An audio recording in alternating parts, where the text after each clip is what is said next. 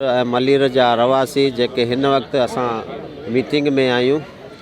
असां बाक़ाइदा असां रेल जेकी आहे मलीर एक्सप्रेस उन ते मुज़म्मत करियूं था त असांखे उहा मंज़ूर न आहे हिते ऐं असां मलीर एक्सप्रेस हुअण करे असांजा नुक़सानात थी सघनि था, जंहिंमें असांजी हरियाली सब्ज़बारी ऐं असांजूं ज़मीनूं पिणु उन में वञनि पियूं।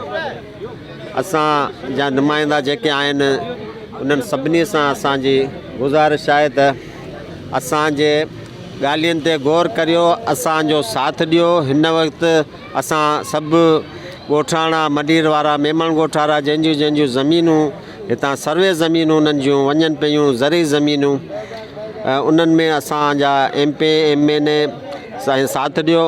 असां जेको असांजो ख़ासि सरदार साईं जाम अब्दुल करीम आहे, उन सां बि असां इहा अॻे बि इल्तिजा कई हुई त साईं हिन मलीर एक्सप्रेस खे या त ख़तमु कयो वञे या त ज़मीन जे हुन पास नदीअ जे पास कयो वञे।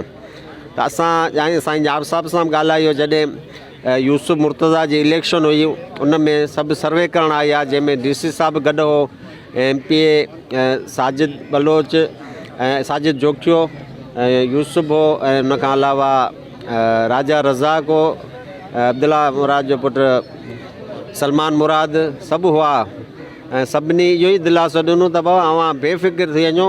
असां जेको आहे सो नदीअ जे पासे सर्वी ज़मीन हटाए करे असां नदीअ जे हुन पासे असां उन्हनि खे मंज़ूरु करायो आहे ऐं अवां बिल्कुलु बेफ़िक्र थी वञो। उन खां पोइ वरी बि हींअर 2 महीना थी विया आहिनि ऐं ॻाल्हियूं हलनि पियूं।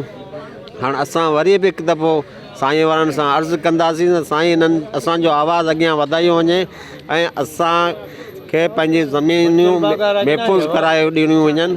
तव्हां सभिनी जी महिरबानी।